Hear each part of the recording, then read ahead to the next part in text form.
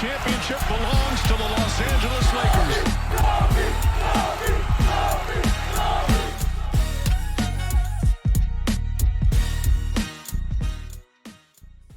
Hello, everybody. Welcome in. Trevor Lane here for LakersNation.com, your home for everything Lakers. The Lakers coaching staff, we've heard quite a bit about Frank Vogel potentially being on the hot seat, given the, somewhat rough start for the Lakers this season. They're just barely above 500 as of this recording. Joining me is Ron Gutterman from LakersNation.com. Ron, Jeanie Buss put out there recently, a couple of days ago, she talked to my buddy Mark Medina of NBA.com and mentioned that she doesn't feel like you can fully evaluate anything until the team is 100% healthy. Where do you stand on that? Do you think that's the right approach to take right now? I know a lot of fans have been not too pleased with Frank Vogel or the job the coaching staff has done up to this point. Yeah, I mean, I'm not sure if that's the right approach. I think that was a chance right there for Jeanie Buss to kind of throw her support behind Frank Vogel and kind of calm the chatter around his job security. And I don't think she did that by saying we can't evaluate till we're fully healthy. Just because that's kind of a non-answer. And yes, Sure. The Lakers have been injured the whole year, but right now they're basically down a wing defender and their backup point guard.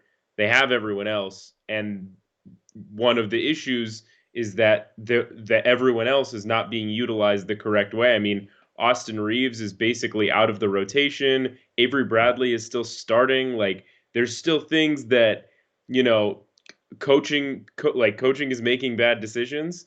And if you're Jeanie Buss, that would have been a great time to either calm the discussion or give a definitive answer rather than kind of just we'll figure it out later. Well, the non-answer kind of is an answer, isn't it? Because if she comes out and says we're fully supportive of our coach 100%, which, I mean, she did kind of say something to that effect. What she said, we're as connected as any organization can be, but then again reiterated that until we're 100% healthy, I won't make any judgments about anything. You're right. She could have said we're 100% behind Coach Frank Vogel.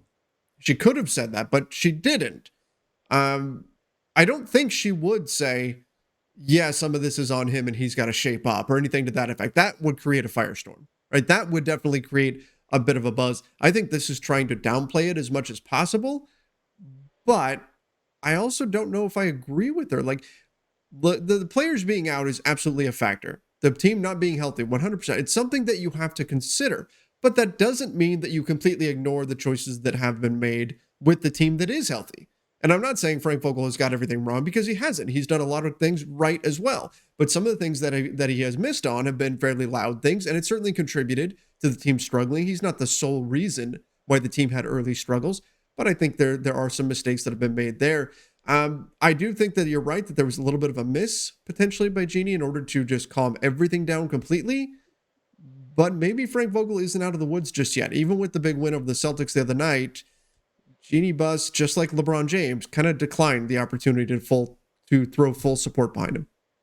Yeah, both LeBron James did the same thing. He's thrown more full support behind Tyronn Lue than Frank Vogel this year. So that That's true. That by itself is not great. And I think what frustrates me more is not that they didn't throw their full support behind Frank Vogel, because they have no obligation to be fully supportive of Frank Vogel. But there's a way to call him out without making it a giant national stir. You can very easily say something along the lines of, we believe everyone in our organization is not pulling their weight the way they should. Like, the players are we think that everyone needs to be better. Clearly, our record indicates that we are not playing to our best, and that falls on everyone from the players to the coaches to us, to me, Jeanie Buss. There was a way to call Frank Vogel out without calling Frank Vogel out, and doing we're not evaluating him until we're healthy is okay, so then you're either admitting that you're not watching the games or you're just intentionally sidestepping the answer. So address everybody when realistically you're talking to one person. You're addressing everybody in the room, taking the teacher approach there. Yeah. That's something that maybe could have happened, but I think how the team does over this next 5-game stretch is going to be really important. Mark Gunnels was talking about that on a video earlier today as well, about this upcoming 5-game stretch being super, super important for the Lakers. Definitely a winnable stretch, and then it gets more difficult from there. But you know what? There was also a piece that came out today from Dave McMenamin of ESPN, and he threw in that the Lakers coaching staff right now has everything on the table, that they're looking at everything, that they're even going back to maybe the concept we had for this team going into the season wasn't correct. And the concept going in was get stops and then run like crazy on offense. We want to be one of the fastest paced teams in the NBA. Now maybe they're rethinking that. I think the knee-jerk reaction was, we have Russell Westbrook, let's play fast. Do you think that is the path forward to the Lakers, or do they need to slow things down a bit? I think at their best, that is the path, right? It's get stops, go and run. Russell Westbrook and LeBron James on the fast break. We saw it against Boston. When those two are out and running, it's pretty much unstoppable. Like there's almost nothing you can do. So the formula's right. The problem is they're not good enough defensively yet Yeah. to do that. They don't get enough stops. And when they do get stops, it's not the type of stops that lead to transition scores. So that's kind of the issue they're having, where maybe right now they need to slow it down and dial it back because they're not ready yet defensively. But maybe a couple months down the line, they are there defensively, because if they are a competent defensive team, and I mean right now their defensive rating is like 15th, and I think that's a little skewed by playing some really bad offensive teams. Yeah.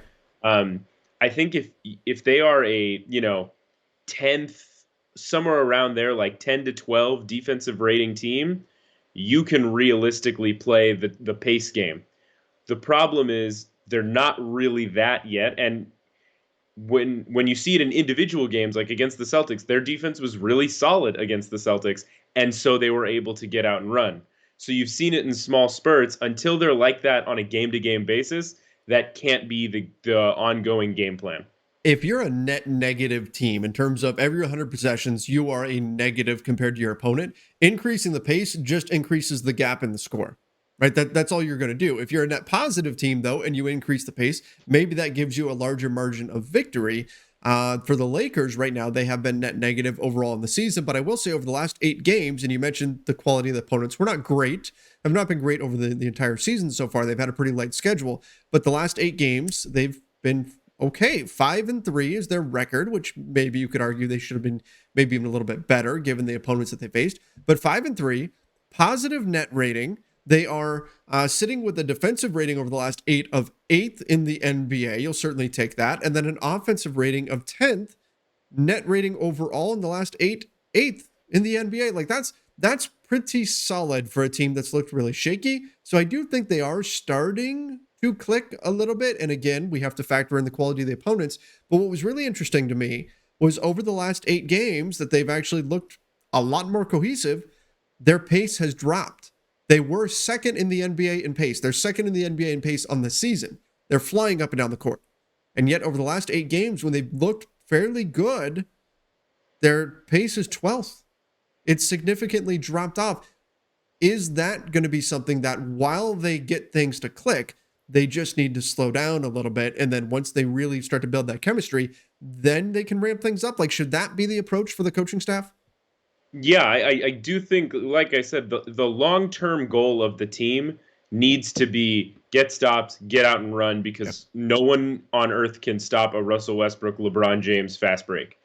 That's the long-term goal. They're just not ready yet to do that. And you saw that in the first, 15 games of the season, where they were trying to do that and it was failing because they didn't get enough stops and they were turning the ball over at an incredible rate.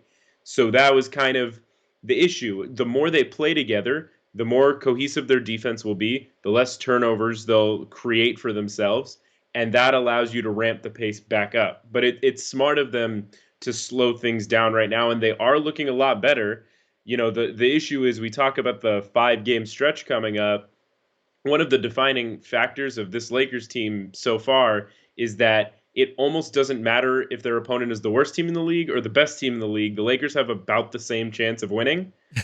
Like That's true. they could beat anyone on any given night and also lose to anyone on any given night. So I don't even know what a winnable stretch is anymore. Yeah, you just never know what you're going to get from this team on a night-to-night basis. I will say I think we've seen more consistent effort. The other night against the Celtics, we saw more consistent rotations being made on the defensive end of the floor. Hopefully that's something that will continue as the season goes on, because we've been riding that roller coaster through much of these early days here in the NBA season.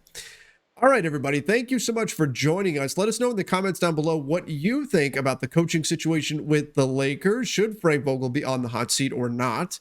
Or do you agree that perhaps maybe the injuries and all these other factors have been a big issue, and so you'd give Vogel a little bit of a pass up until this point? Give me your thoughts down below, and don't forget, subscribe right here to the Lakers Nation YouTube channel. Ring that notification bell as well. Till next time, see ya, and stay safe.